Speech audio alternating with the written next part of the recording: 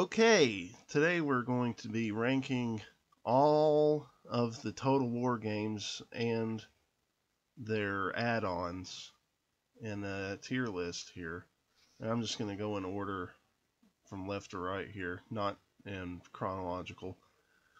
So, alright, first up is Empire Total War. That one I'm going to put it at C tier. I think Napoleon improved on a lot of things that Empire struggles with. The unit collision in Empire, I think, is total garbage, which makes melee combat not fun to either watch or do. It was a nice, like when it came out, it was nice to play a gunfire Total War game, but that novelty wore off pretty soon, and now Empire is very outdated and not that fun to play. And also the siege battles are terrible. Some of the worst siege battles in all of Total War. And we have Medieval 2 Kingdoms. Ooh, I think that's S tier. It has the best mods, of course, like the Lord of the Rings mod, Divide and Conquer. That's a great mod. It also adds a lot of great content to the base Medieval 2 game.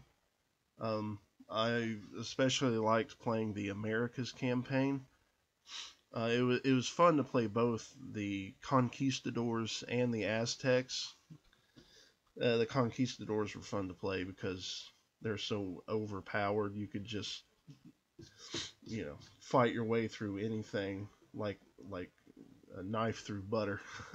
And the Aztecs, it was fun to swarm the enemy invaders with all of your brave warriors. And then we have the base Medieval 2. No surprise here, that's going up in S tier as well. I spent a lot of time playing that game when it came out, and I had it on disc. I even taped the map up above my computer so that I knew where everything was. Because back then, if you had the CD case, it came with a map of the entire area. And I've probably played a campaign with every single faction in that game, maybe twice. The Turks being my favorite, of course, because they are undoubtedly the best. And there is no greater satisfaction in all of Total War, in my opinion, than being able to beat the Mongol invasion. I remember one time when I was playing the Turks and the Mongols invaded right next to my land that I owned. I was able to hold them off in one of my castles. They just kept attacking and attacking, but I was able to hold them off no problem. And it called for some pretty epic battles. And then what's next here? Medieval, the first one. It's 2024. There's no reason to play Medieval Total War anymore. Back when it came out, yeah, I had some fun with it. I was still learning the Total War games when that came out. But let's see, that was back in what, 2002, 2003? I would have been 9. So, yeah, back then I wasn't too good at the games. But now that I know how to play them better, that one's just too outdated to play. There's absolutely no reason you should play that one. And what's next? Napoleon? That is a tough one. I'm going to put it at B tier just because it's like Empire, but slightly improved. The co-op experience in Napoleon is kind of trash, which brings it down for me because I like playing co-op. The campaigns themselves, they have their moments, but overall the battles are basically just slight improvements over the Empire battles. So it just goes one tier up. And then we have Alexander for Rome. I'm actually putting that one down in D tier. Now, spoiler alert, I like Rome a lot, but the Alexander add-on is just, it's so bland. You have a very limited campaign, and there's not much to do in that campaign, a very small amount of factions to play as. You could tell they tried. They tried to create a diverse amount of factions, but it just didn't work. And they couldn't really recreate the awesomeness of being Alexander the Great and conquering all the territory that he conquered. I think that game needs to be revamped into something like Rome 2, the scale of Rome 2. I think it would be a lot better if they did that. But Rome, the first one, ooh, this is tough. Because, oh, like, when it came out, it was definitely S tier.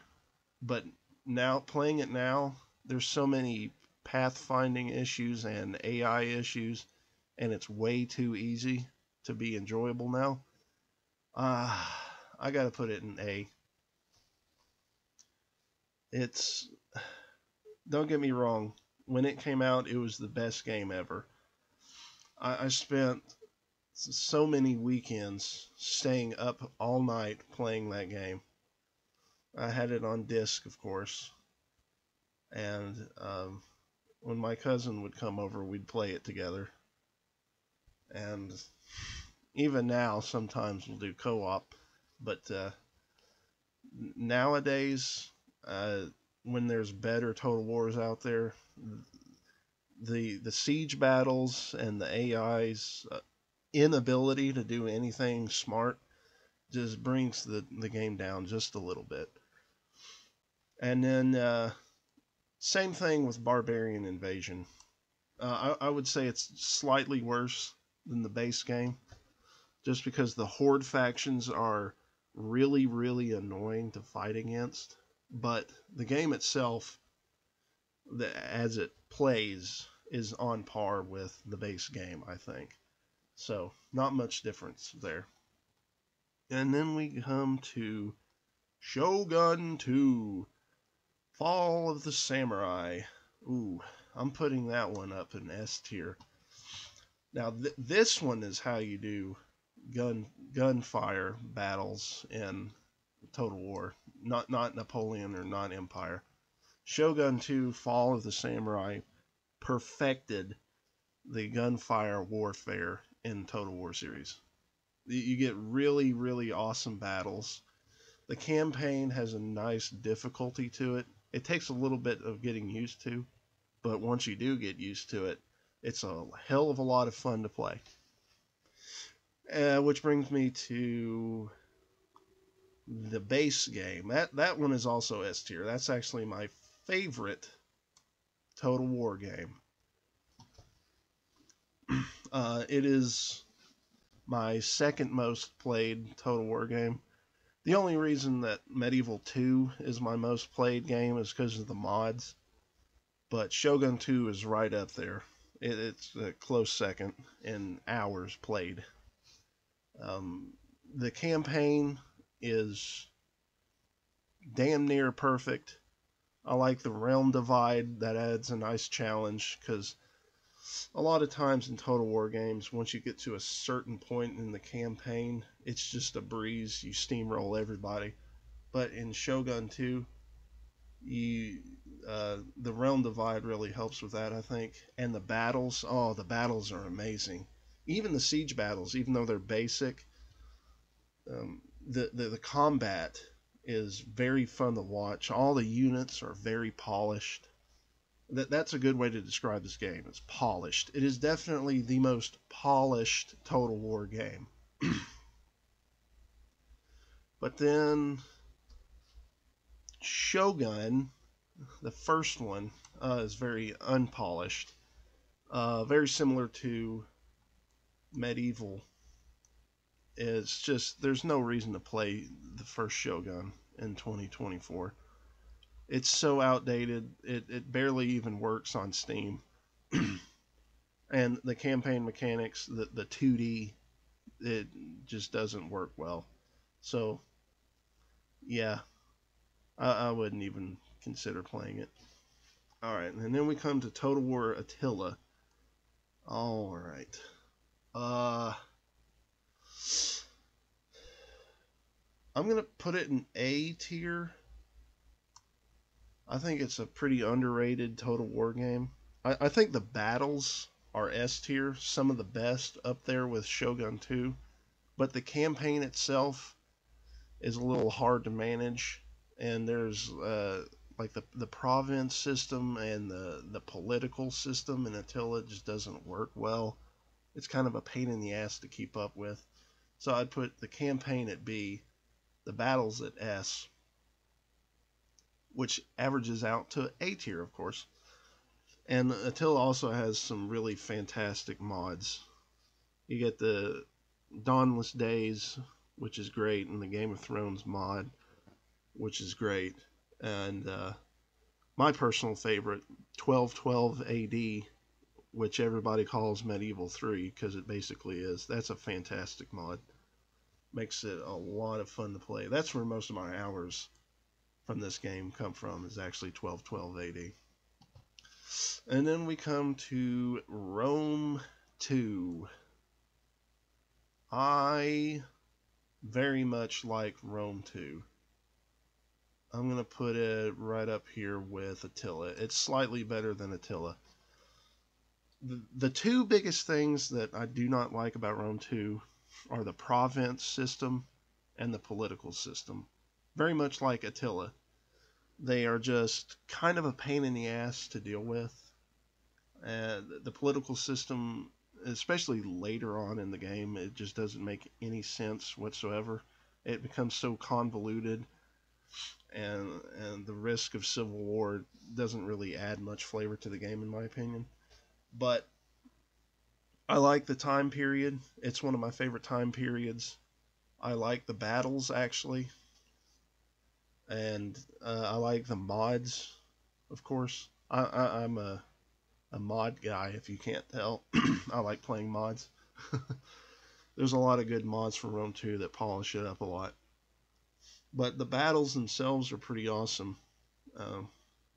Just seeing units, a bunch of pike units smash into each other, or having your Praetorian cohort hold off hordes of enemies in a choke point. It's just great. It's amazing.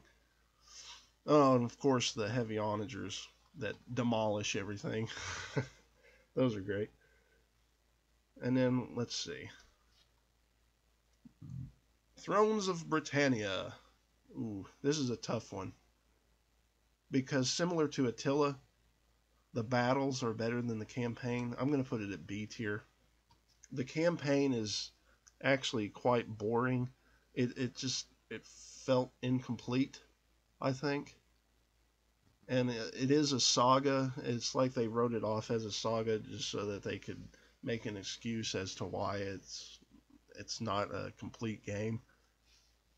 But the battles, oh, I love the battles, especially the sieges. The siege maps in this game are beautiful. They're very expansive. The pathfinding is great. There's a lot of good choke points and defensive positions. It makes for some really epic battles. But as it stands, the campaign is just so bland. It's hard to just pick up a Britannia campaign and play it to completion now. But there are some mods out there, of course, that spice it up a bit, like the shield wall mod. I would recommend that one if you're getting into Thrones of Britannia. And then next we have Troy. C tier. Bottom of C tier. I'm not a big fan of Troy. I think the economy system in that one is not what I want from a Total War game. It's basically like Age of Empires economy with all the different resources that you have to keep up with. It did make for some pretty interesting diplomatic treaties, and you know, you have to conquer specific provinces to get specific resources. So there is a strategic element there, but I still prefer the very basic gold per turn income system that all the Total Wars have. That's what I like. And my biggest problem with Troy is the battles. They are so boring. The unit collision is absolutely terrible. The single entity units are overpowered and make the battles a boring slog. I mean, you can basically just have 20 Minotaurs in your army and then go out and destroy everything. It's so stupid. And the campaign map, I know it's a saga, but the campaign map is too small for what it is. I don't like it.